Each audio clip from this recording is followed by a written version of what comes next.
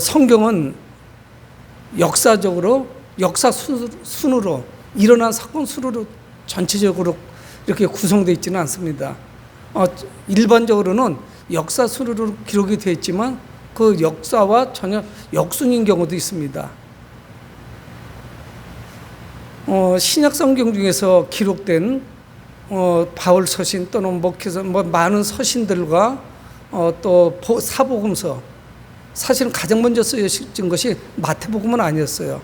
근데 어떤 하나님의 영감대로 이 성경이 편집되고 그리고 기록이 되고 그리고 순서대로 성경이 기록되어 있습니다.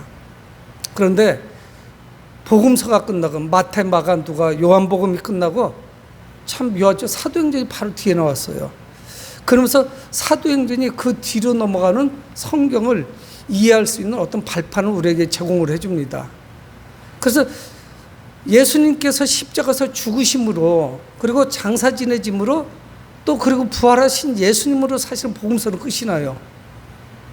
그리고 다른 성경으로 넘어가 버리면은 그래도 대관절 어떻다는 거야? 의문점이 생길 수밖에 없습니다. 그런데 사도행전에서 그 복음이 어떻게 확장되어 나가는지를 우리에게 말씀하고 있습니다. 그래서 부활하신 예수님께서는 사도행전 앞부분에서 승천하시죠. 예수님은 제자들과 40일 동안 함께 계셨습니다. 그리고 예수님이 제자들에게 당부하신 말씀은 뭐냐면 아버지께서 약속하신 것을 기다리라. 그래서 제자들은 기도하며 기다리죠. 근데 그때는 오순절 달이었는데 그곳에 성령께서 임하십니다. 그게 사도행전 2장이에요. 비겁했고 또 예수님을 배신했고 도망치기에 바빴던 그 제자들이 놀란 능력이 임하죠. 사도행전 2장에. 그리고 베드로가 변했습니다. 베드로가 전혀 달라졌어요. 그리고 그가 설교했을 때 많은 사람들이 회심하고 교회로 돌아옵니다.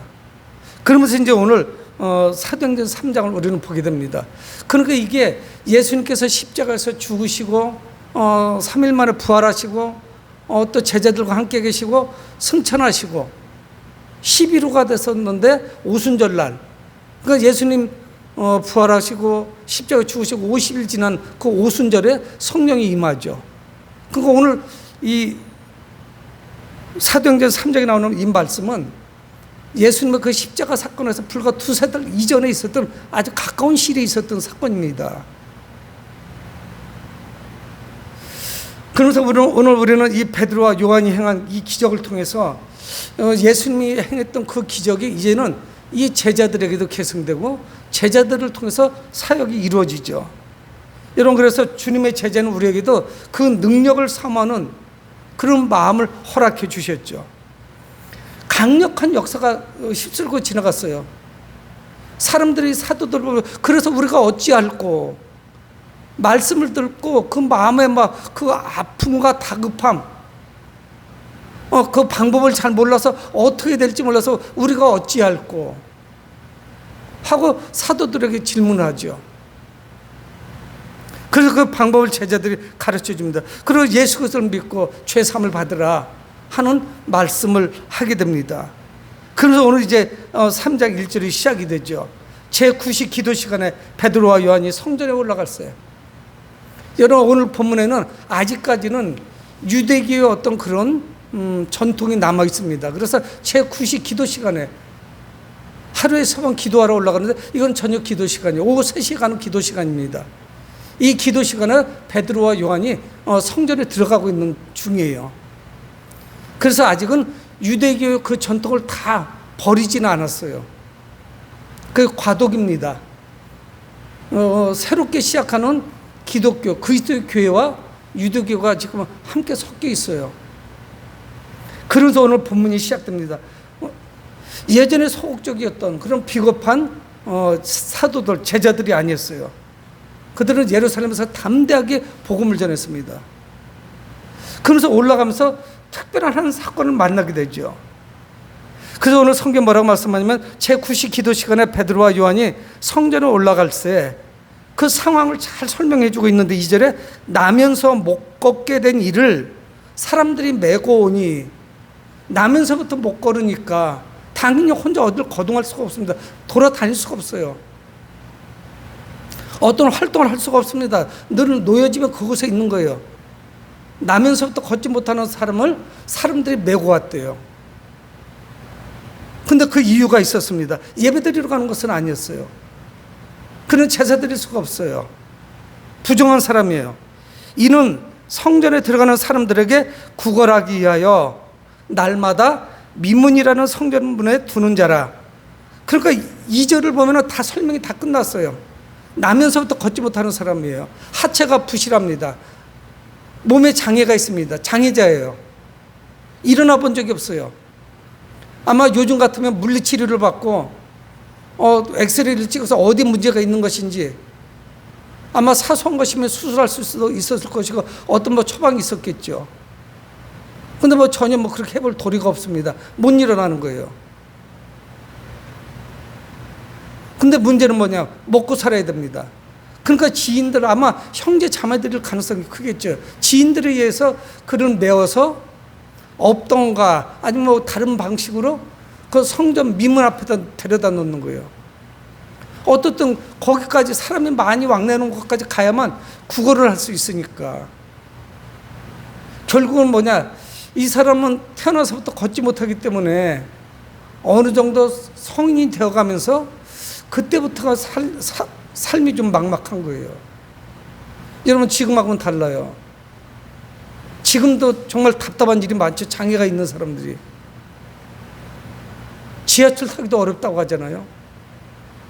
그러니까 이동 자체가 어렵습니다. 휠체어가 있어요, 뭐가 있어요. 아무것도 할 수가 없죠. 그러니까 그를 위해서 결국 주변 사람들 해줄 수 있는 것은 뭐냐? 민문이라고 하는 아름다운 밑자를 써요. 아름다운 문 앞에, 성전 앞에다 데려다 주는 것밖에 없어요. 그래서 동냥을 해서 먹고 삽니다. 거린이 될 수밖에 없어요. 그의 어떤 삶을 보장해주는 사회복지제도는 아예 있지도 않습니다. 어떻든 딱한 사람이에요. 누군가가 데려다 주지 않으면 움직일 수가 없어요. 이동하지 못합니다. 근데 어떻든 이 미문이라고 하는 것, 아름다운 문, 귀한 장식이 돼 있어서 아름다운 문이라고 하는 추정되는 문이 있기는 합니다. 그래서 거기다 데려다 놓으면 참 많이 묵상하게 돼요. 이 사람이 용변을 보는 문제는 쉬웠을까? 아마 대소변을 처리하는 문제도 쉽지가 않기 때문에 음식을 가급적 이 구걸하러 나올 때 먹지 않았을 거예요. 우리와 같이 국물 있는 음식, 화장실을 자주 가야 되는 거, 이런 거를 가급적 삼가했을 거예요.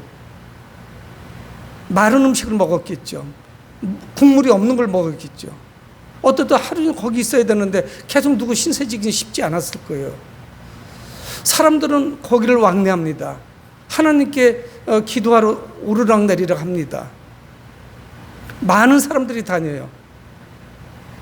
그 아름다울 밑자를 써서 미문이라고 하지만 이 사람의 삶은 아름답지가 않아요. 그리고 그 문 앞에 늘상 와 있지만 안에 출입해 본 적도 없습니다. 들어가 본 적이 없어요. 들어갈 수도 없거니와 몸 자체도 가고 싶어도 갈 수가 없어요. 그런 삶을 살고 있는 아주 정말 딱한 사람이죠. 인생에 어떤 소망이 없어요. 그저 구걸해서 하루하루 연명하는 것 뿐입니다. 근데 성경은 뭐라고 말씀하냐면 4장 22절에 이 사람이 40여 세가 됐다고 그래요. 40여 세.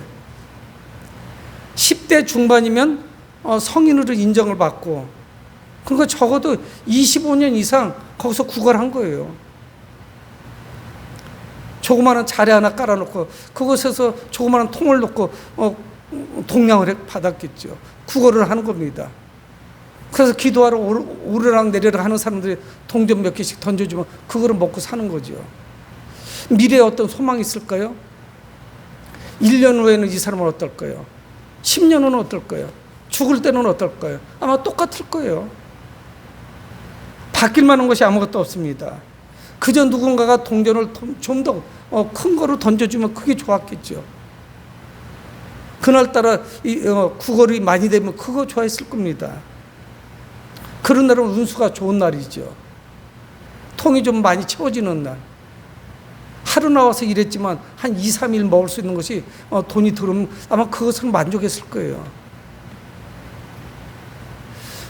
그에게서 어떤 소망을 찾을 수 없습니다. 우리는 참 불쌍하다, 마음으로 딱하다 생각하지만 우리는 이 구걸하는 사람, 태어나서부터 걷지 못한 이 사람을 통해서 뭐를 보냐면 내 힘으로 아무것도 할 수 없는 우리 인간의 어떤 그 참모습을 볼 수가 있어요.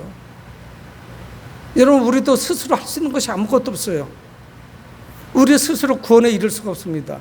어떤 노력이나 공로를 쌓아가지고 불가능해요. 어떤 커트란이 있는 것, 그것이 아니에요. 우리 스스로 할 수 있는 것이 없어요. 미래 소망도 전혀 없었어요. 그런데 마침 거기 누가 지나갔냐? 베드로와 요한이 지나갔습니다. 여러분, 이런 사람들을 만났을 때 교회는 어떻게 될 거예요? 초대교회는 그에게 접근하는 방법이 달랐어요. 여러분, 지금은 교회가 얼마나 많은지 모릅니다. 십자가도 많고요. 제가 한 이틀 전쯤인가요? 교회 뒷길로에서 저쪽으로 지나가고 있었습니다. 근데 한 70 중반에서 80쯤 된 할아버지가 싹 말랐어요. 그러면서 그 할아버지가 파지하고 고무를 조금 갖고 끌고 가더라고요. 카트에다가. 근데 몸매도 비슷한데 뭐 가족은 아닌 것 같아요. 어떤 50 전후, 50 초반쯤 아주 깜짝짝한 아주머니하고 대화를 해요. 그런데 그 아주머니가 그분을, 할아버지를 위로해주고 있어요. 적어도 나이는 20년 이상 차이가 납니다. 그 가족 중에 누군지 모르지만 좀 젊은 사람이 세상을 떠난 것 같아, 들리는 소리가. 그러면서 그분을 위로해요. 그냥 그럴 수 있겠다고 지나갔다가 이를 보고 한 5분, 10분 후에 거길 지나갔는데 그대로 서 있어요. 근데 그때는 제 귀에 싹 들어왔습니다. 그 아주머니가 그 할아버지한테 그 이야기를 하는 거예요. 우리에게 소망은 없습니다. 우리가 할 수 있는 게 없습니다. 예수를 전하고 있는 거예요. 그러니까 제가 그냥 추측하는 거예요. 이 두 분은 알고 있는데, 그래서 그쪽 집안에, 할아버지 집안의 어려움을 알고 있습니다. 근데 할아버지보다 먼저 세상을 떠난 사람이 있는 것 같아요, 가족 중에. 그러니까 그를 위로하면서 복음을 전하는 거예요. 예수 믿어야 된다는 이야기를 하는데 그게 정확하게 제 귀에 꽂히는 거예요. 들려오는 거예요. 제가 그 두 분들을 등지고서 교회 쪽으로 오고 있는데요. 여러분, 그 사람에게 가장 필요한 것이 무엇일까요? 그래서 오늘 이 거리는 습관적으로 지나가는 사람한테 구걸을 요청하죠. 한 푼 줍시오 했을까요? 뭐라고 했을까요? 어떠든 자신의 어려움을 이해하게 하고 한 푼씩 그냥 구걸을 하는 것 뿐입니다. 그래서 베드로와 요한도 똑같아요. 그가 주님의 사도요, 주님의 제자라고 보이는 것이 아니라 나한테 한 푼을 줄 수 있는 그런 대상일 뿐이에요. 줄 수도 있고 안 줄 수도 있고. 저 사람들도 나에게 동전 하나를 좀 던져줄까?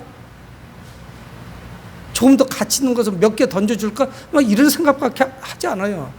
사업하는 사람이 사업 대상으로만 바라보듯이. 그래서 많이 던져주면 고마울 뿐이죠. 한 개만 던져줘도 고맙죠. 두세 개 던져주면 더 고맙죠. 그저 그거예요.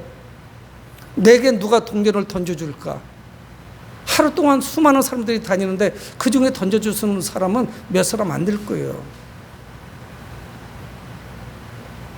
그런데 베드로와 요한은 다른 시각으로 거린을 바라봅니다. 뭐라고 말하냐면 우리를 보라 이렇게 말씀해요. 3절에 그가 베드로와 요한이 성전에 들어가려 함을 보고 구걸하거늘, 뭔가를 표현했어요. 구걸을 요청했어요. 나를 좀 도와달라고 이야기했어요. 베드로와 요한이 성전을 향해서 지금 걸어가고 있습니다. 그들을 향해서도 평소와 같이 늘 하는 그런 상투적인 언어를 사용했겠죠. 한 푼만 도와주세요.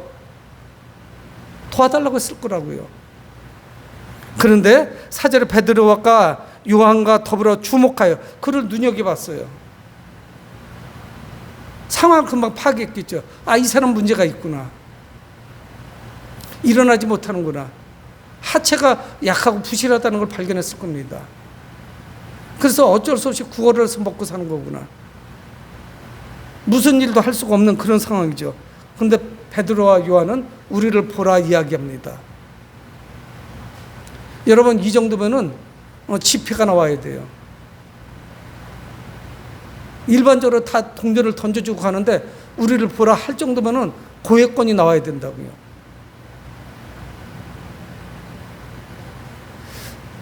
이 사람은 늘 사람들의 그 낮은 자리에서 사람들을 바라봅니다. 멀리서부터 사람들이 걸어오고 있죠. 좋은 옷을 입고 지나가는 사람이면 아마 그 사람을 주시했을 거예요. 그 사람들이 가까이 오기 시작하면 자기 있는 쪽으로, 성전문 쪽으로, 민문 쪽으로 가까이 오기 시작하면은 발밖에 안 보여요. 하반신만 보입니다. 가까이 왔을 때 그 사람의 얼굴을 보려면 위로 쳐다봐야 돼요. 쉽지가 않아요. 늘 발만 쳐다보는 사람이에요. 그의 주머니에서 과연 무엇이 나올 것인지, 동전 여러 개가 나왔으면 좋겠다, 그런 소망으로 살아가는 거죠. 얼굴을 쳐다본 적이 없어요. 얼굴을 볼 일이 없어요. 왜? 동전만 받으면 돼요. 구걸만 잘 되면 되는 것이지 사람의 얼굴을 볼 이유가 없어요. 무슨 상관이야 그게. 그런데 베드로와 요한은 우리를 보라, 얼굴을 마주치기를 원합니다. 그를 인격적으로 대주는 거예요. 베드로와 요한과 서로가 모르는 사람이지만 그 구걸하는 사람하고 인격적인 만남이 이루어지는 거예요. 긍휼히 여기는 마음, 불쌍히 여기는 마음이 그 가운데 있었습니다. 거리는 그런 목적이 아니었겠죠. 뭔가 큰 거 주려는 것보다 하고서 바라봤겠죠. 목적이 다릅니다. 여러분, 세상을 살아가는데 누구든 물질이 필요 없다 이렇게 말할 수가 없어요. 우리가 생활하는데 물질은 꼭 필요한 겁니다.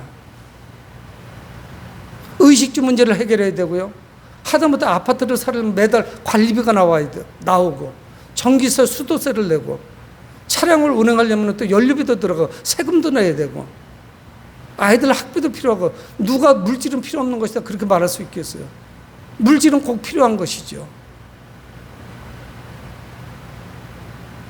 여러분, 물질이 우상이 되기 때문에 문제지, 의식주 문제를 해결하려면 물질은 필요합니다. 필요 없는 것이 아니죠. 여러분, 하지만 물질이 우리의 삶의 전부는 아니에요. 그것이 꼭 필요한 것이기는 하지만, 여러분, 그래서 이 베드로 요한은 그가 필요로 하는 것을 채워줄 수가 없어요. 그가 지금 한 가지 목적이에요. 그는 어떻게 해서 다른 사람들로부터 물질, 동전을 하나 얻어낼까 하는 겁니다. 베드로 요한은 은과 금이 없어요. 그 물질을 채워줄 수 있는 능력이 없습니다. 그렇지만 가장 귀한 것, 이 사람도 지금 내게 뭐가 필요한지 모르고 있는 거예요. 돈만 있으면 되는 줄 아는 거예요. 그래서 그게 아주 소박해요. 그냥 먹고 살고 목에 풀칠만 하면 돼요. 많이 달라는 것도 아닙니다. 돈을 많이 벌어서 하인을 두고 살고 아주 편안하게 살려고 이런 목적이 아니고 그냥 하루를 때울 것만 좀 그날 해결해서 가면 좋죠. 근데 베드로 요한은 하루하루 그냥 목에 풀칠하는 것을 채워주려는 게 아니에요. 근본적으로 그 사람에게 필요한 것이 무엇인가, 이거를 제공해 주기를 원합니다. 우리 주님도 우리에게 정말 필요한 것을 채워주시거든요. 그거를 깨닫게 되면 견딜 수가 없는 거예요. 여러분, 이거를 우리가 알게 되면 교회를 빠지라고 해도 안 빠져요. 그래서 가장 귀한 것을 이야기하죠. 그 6절에 말씀합니다. 내게 있는 이것을 내게 주노니 나사렛 예수 그리스도의 이름으로 일어나 걸으라. 내게 은과 금은 없어. 내게 은과 금은 없거니와 내게 있는 이것을 내게 준다. 우리도 빈털털이다. 사도들이 무슨 돈이 있겠어요? 우리도 빈털털이야. 은과 금은 없어. 그렇지만 우리에게 있는 것이 있는데 이거는 너무 소중한 거예요. 돈 가지고도 살 수 없는 거예요. 내게 있는 것은 너한테 주니까 나사렛 예수 그리스도의 이름으로 걸으라. 나사렛 예수 그리스도의 이름을 전한 거예요. 여러분, 생각해보세요. 동전 몇 푼이 이게 무슨 대수입니까? 나사렛 예수 그리스도의 이름으로 일어나 걷게 되면은 이제는 구걸하지 않아도 모든 문제가 다 해결되는데 근본적인 문제가 해결되는 거죠. 더 떳떳하게 일해서 당당하게 힘이 있으면 더 많이 벌을 수 있죠. 땅바닥에 쪼그리고 앉아서, 그것도 자기 발로 온 것이 아니라 지인들이 그를 메어다가 업어다가 거기다 내려준 거예요. 이따 저녁 때쯤이면 데려갈 겁니다. 갑자기 비가 쏟아지면 피할 때도 마땅치 않아요. 누군가가 자기를 어떻게 좀 도와줘야 돼요. 근데 베드로가 전한 것은 뭐냐? 나사렛 예수 그리스도의 이름으로 일어나 걸으라. 그렇게 명령한 거예요. 그거를 준 거예요. 놀란 역사를 준 거예요. 능력을 그에게 허락한 거예요. 여러분, 예수 그리스도의 이름은 어떤 보화보다 값진 겁니다. 이거는 가치를 매길 수가 없죠. 여러분, 이름이 왜 중요합니까? 예수라고 하는 이름은 흔했어요. 여호수아, 호수아, 구원과 관련된 이름이에요. 우리로 말하면 철수, 영희, 뭐 이런 같이 좀 많은 이름이에요. 흔한 이름이에요. 근데 그분이 누구냐? 나사렛 예수 그리스도예요. 하나님의 아들이시라고, 메시아라고요. 이스라엘의 흔한 이름 예수가 아니라 나사렛 출신 예수 그리스도라는 거예요. 메시아라는 이야기예요. 여러분, 근데 이 누가는 누구냐? 이 사도행전을 쓴 누가는 의사입니다. 그래서 사람의 몸을 잘 알아요. 현대 의술을 배운 의사하고는 뭐 많이 떨어지겠지만 의사예요. 그래서 아주 예리하게 기록을 했습니다. 7절에 오른손을 잡아 일으키니 발과 발목이 곧 힘을 얻고, 의사인 누가가 본 관점이에요. 베드로와 요한이 손을 뻗어서 그 사람의 손을 잡아 이렇게 당기니까 발과 발목에 힘을 얻었대요. 그래서 스스로 일어나는 거예요. 잡아당기는 힘도 있었지만, 여러분, 그 사람도 손을 내밀었으니까 손을 맞잡았던 거죠. 성경 그걸 기록하고 있지 않습니다. 나사렛 예수 그리스도의 이름을 부르고 그에게 명령했을 때 그 능력이 나타났고, 베드로가 한 것은 아니었죠. 주님이 하신 거죠. 그 발과 발목에 힘이 돌아왔대요. 그래서 그가 일어난 겁니다. 여러분, 태어나서 평생 처음으로 자기 발로 스스로 일어났어요. 느낌이 묘했을 거예요. 감당할 수가 없었을 거예요. 이게 무슨 일인가 자기도 깨닫지를 못했을 거예요. 여러분, 이 사람이 어려서부터 일어나 보려는 시도를 얼마나 많이 했겠어요. 일어나지 못하고 주저앉고 넘어지고, 부모도 걸음마를 시키려다가 안 되니까 포기를 해버리고, 그냥 그래서 눌러 앉은 거죠. 여러분, 지금은 그렇게 이야기하지 않습니다. 예전에 이걸 뭐라고 하냐, 안진병이라고 했다고요. 많았어요. 심한 소아마비도 후천적으로 그럴 수도 있고요. 정말 생활이 불편했죠. 여러 번 시도를 했지만 이거는 불가한 거예요. 그 당시 의술로는 이 사람이 걷는 건 불가능해요. 그래서 포기한 겁니다. 그래서 40여 세가 됐지만 지금까지 구걸하며 살아온 거예요. 근데 오늘 놀라운 일이 나타난 거예요. 자기 스스로 일어났어요. 자기 발과 발목이 힘이 돌아와서 일어났던 거예요. 그러자 이 거린이 8절에 뛰어 서서 걸으며 그들과 함께 성전으로 들어가면서 걷기도 하고 뛰기도 하며 하나님을 찬송하니, 여러분, 이 8절 한 절 안에 동사가 얼마나 많은지 몰라요. 숨가쁘게 읽어야 돼. 쉼표가 없어요. 잠시 쉬어가세가 없어요. 숨 쉴 틈이 없이 그냥 계속 읽게 돼요. 뛰어 서서 걷고 그들과 함께 성전으로 들어가면서 걷기도 하고 뛰기도 하며 하나님을 찬송하는 거예요. 이게 동시에 일어난 거예요. 여러분, 그는 태어나서 첫 번째로 걸었습니다. 걸었는데 집으로 달려간 거냐? 어머니, 아버지, 제가 일어났어요. 이거 알린 게 아니에요. 자기를 업어가지고 온 친구들 아니면 가족들에게 달려간 게 아닙니다. 그가 걷고 뛰면서 뛰어간 곳은 어느냐? 성전이에요. 내가 지금 하체를 쓰지 못해서 한 번도 들어가지 못한 거, 뒤에 등지고 있는데 여기를 못 들어가 본 거예요. 몇 발자국만 걸어가면 성전문으로 들어가는데, 또 자기는 일어나지 못하기 때문에 들어갈 수도 없거니와 부정하기 때문에 또 들어가면 안 돼요. 하체를 못 쓰는데.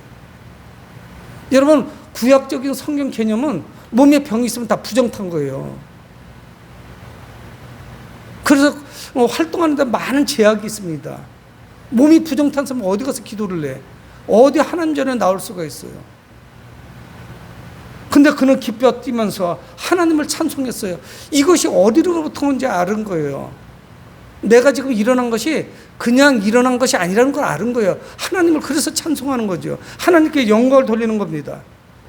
현재의 결과가 우연의 일치거나 저 사람들이 무슨 신통력이 있어서 나를 이렇게 선 것이 아니다. 아니면 마술도 아니고 이거는 전적으로 하나님의 은혜라는 걸 아는 거예요. 그래서 그는 기적에 합당한 영광을 하나님께 돌립니다. 태어나서 처음으로 발도 힘이 들어와서 일어섰지만 성전에 처음 들어가 보는 거예요. 그가 멀쩡한데 그가 성전에 들어가는 걸 누가 막을 수 있겠어요? 그도 당당히 하나님의 백성으로 하나님께 기도할 수 있고 제사 드릴 수 있는 어머나 하나님의 선택된 백성이죠. 이 광경의 그림이 그려져요. 얼마나 신이 났을까. 사람들도 깜짝 놀랐을 거예요. 막 뛰어들어가는 거예요. 그게 숨가쁘게 짧은 시간에 몇 초 만에 일어난 거죠. 아마 그는 평소에 그곳에 있으면서 늘 성전에 들어가는 꿈을 꿨을 겁니다. 아, 나도 저기 좀 한번 들어가면 얼마나 좋을까. 그냥 마음에 그런 바람뿐이었죠. 들어갈 수 있는 여건이 안 되죠. 그 스스로 포기하는 거죠. 내가 일어나서 서지도 못한 저를 어떻게 들어가겠어. 꿈에서 꿈 깨라 스스로 그렇게 자문자답을 했을 겁니다. 여러분, 이 거리는 예수 그리스도의 이름으로 온전한 회복을 이루게 됐어요. 기적의 역사가 나타났습니다. 이거는 평소에 사복음서에서 예수님이 하셔야 될 사역을 이제는 제자들이 하고 있는 거예요. 제자들이 스스럼 없이 이 기적을 행했어요. 물론 자기들의 힘은 아니에요. 주님의 힘으로 한 거지만은 역사가 나타났어요. 그들을 통해서. 여러분, 십자가에서 죽으신 예수님의 이름은 권능이 있습니다. 우리가 주문해두시 예수 예수 한다고 그 이름이 권능을 베푸는 건 아니죠. 그 믿음으로 그들을 고백한 거예요. 믿음으로 예수님의 이름을 불렀더니 놀라운 역사가 나타났습니다. 그랬더니 어떤 일이 벌어졌냐. 9절에 모든 백성이 그 걷는 것과 하나님을 찬송함을 보고, 이날따라 사람들도 많았을 거라고요. 기도 시간이니까 많은 사람들이 이미 들어갔고 또 오고 있고, 거기에 발걸음을 잠시 멈춘 사람들도 있고. 근데 이 사람은 유명인사예요. 왜 그러냐면 늘 거기로 지나가는 사람은 늘 봤다고요. 20년 이상을 봤는데 그 뭐 얼마나 된다고 사람들이 다 알죠. 저 사람은 다리를 못 쓰고 저기서 구걸하는 사람, 민문 앞에 앉아 있는 사람, 쪼그리고 있는 사람, 불쌍한 사람, 사람들이 다 알죠. 그들은 또한 현장에 있었고, 그래서 그가 걷는 것과 하나님을 찬송하는 것 다 본 거예요. 그러면서 10절에 그가 본래 성전 민문에 앉아 구걸하던 사람인 줄 알고 그에게 일어난 일로 인하여 심히 놀랍게 여기며 놀라니라. 그러니까 그가 일어난 것도 봤고 찬송하는 것도 봤고 그가 구걸하던 사람인 것도 다 알고 있어요. 그러니까 놀라운 것이 배가 되는 거죠. 정말 놀라운 일이 벌어진 거예요. 사람들이 얼마나 큰 충격을 받았을까요? 구걸하던 사람이 일어나서 찬송하면서 성전을 막 내리달아 뛰는 거예요. 하나님을 찬송합니다. 하나님을 노래하고 있어요. 여러분, 불과 제가 오늘 설교를 시작하면서 사복음서와 예수님 그 십자가의 죽으심, 그리고 장사 지내짐, 사흘 만에 부활하심, 그리고 제자들과 부활하셔서 40일 동안 함께 계셨고, 그러면서 예수님은 부활하신 상태로 승천하시죠. 승천하시면서 제자들에게 아버지께서 약속하신 것을 기다리라. 그랬더니 10일 만에 성령의 역사가, 성령이 임하죠. 성령이 임재하십니다. 그러고 나서 불과 며칠이 안 됐어도 이런 역사가 나타난 거예요. 그러니까 예수님의 십자가 사건에서 여기까지 오는데 2달 남짓이에요. 여러분, 그러니까 지금 기도하러 올라가는 사람들 중에 상당수는 예수님을 십자가 못 박는데 동조했던 사람들입니다. 그런데 놀라운 역사가 지금 미문 앞에서 벌어진 거예요. 나사렛 예수의 이름으로 명령했더니 정말 하체를 못 쓰는 사람이 일어난 거예요. 그리고 하나님을 찬송한 거예요. 이게 얼마나 경이로웠겠어요. 그저 놀랍기도 한 것도 있지만 두려웠을 겁니다. 이게 도대체 어떻게 된 일이야? 나사렛 예수가 누구지? 우리가 십자가 못 박았는데 그 이름으로 이런 놀란 일이 나타나. 이게 무슨 일이야 도대체? 무슨 조화야 이게? 아마 감당하기가 쉽지가 않았을 거예요. 여러분, 이 사람은, 이 거리는 외적인 변화가 나타났습니다. 다리에 힘이 생겼어요. 그래서 벌떡 일어났어요. 처음에 걷다가 뛰기 시작을 했죠. 내가 일어날 수 있나? 걸어봐야지. 걸어져? 뛰어야지. 그게 순식간에 일어났죠. 근데 이것이 뭡니까? 내적인 변화까지 일어났어요. 여러분, 내적인 변화가 일어나니까 하나님을 찬송하고자 하죠. 그래서 성전으로 뛰어들어간 거예요. 여러분, 우리도 우리 삶 속에서 일어난 변화를 우리는 찬양해야 됩니다. 우리가 주님 전에 나오는 것, 이것이 얼마나 큰 기쁨이고 영광인지요. 우리는 그것을 회복해야 돼요. 예수 그리스도의 이름은 우리를 생명으로 인도합니다. 그는 부정한 자였는데 하나님을 마음껏 찬양할 수 있는 사람으로 변화됐어요. 이런 자유를 얻었습니다. 너희가 진리랄지 진리가 너희를 자유케 하리라. 요한복음 말씀하지 않아요? 그 진리 되신 주께서 자유함을 허락했어요. 그는 육신적으로 그 미문 앞에 쪼그리고 앉아 있었어야 됐고, 마음껏 하나님을 예배드릴 수도 없었고, 자유를 다 상실한 그런 사람이었죠. 하나님은 그에게 자유를 주셨습니다. 마음껏 뛸 수 있는 자유를 허락해 주셨죠. 여러분, 이 기적은 예수님의 능력을 인정할 때 우리에게 나타납니다. 평생 그가 일어나서 걸어보지 못했었는데 역사가 나타났어요. 근데 더 중요한 사실은 뭐냐면요, 우리는 외적인 질병, 장애만 바라봅니다. 저 사람은 어떻게 생겼어? 키가 커, 작어? 아니면 여드름이 많아, 적어? 뭐 피부가 뽀얗나 검어? 뭐 이런 식으로 외적인 것만 가지고 따져요. 그리고 외적인 장애 때문에 우리는 낙심합니다. 여러분, 하지만 진정 중요한 것은 뭐냐? 많은 사람들이 영적인 장애를 가지고 살아간다는 거예요. 정말 많은 사람들이 영적인 장애도 불구하고 그 불편함을 모르고 삽니다. 자기가 누군지 몰라요. 자기는 영적인 장애가 있는데, 영적으로도 구원받지 못했는데, 자기는 건강한 줄 알아요. 돈이 많으니까 다 해결되는 줄 알아요. 아무 소용없는 짓이죠. 여러분, 신체적인 장애보다 더 두려운 것은 영적인 장애입니다. 그건 정말 두려운 것이에요. 그 결과는 더 심각해요. 여러분, 혹시 우리 자신이 영혼의 회복도 없는 상태에서 행복을 추구하지 않습니까? 내 영혼은 회복되지 않는다. 나는 좀 물질이 많아서 행복했으면 좋겠다. 그거는요, 사상두각이에요. 모래에 지은 집입니다. 근본적인 회복은 어디서 나타나냐? 물질이 아니에요. 육체에서 나타나는 것이 아니에요. 우리 영혼에 있습니다. 영혼이 회복되어야 되는 것이에요. 나사렛 예수 그리스도의 능력 있는 그 이름을 의지하시기 바랍니다. 그 이름만이 역사가 나타나요. 기적을 행하신다고요. 그때 그분의 이름은 우리의 영혼에 자유를 선물하실 거예요. 주님 안에서, 나사렛 예수 그리스도의 이름 안에서 영적으로 자유를 누리시는 여러분 되길 주의 이름으로 축원을 드립니다. 고마우신 아버지 하나님, 주의 은혜를 감사합니다. 오늘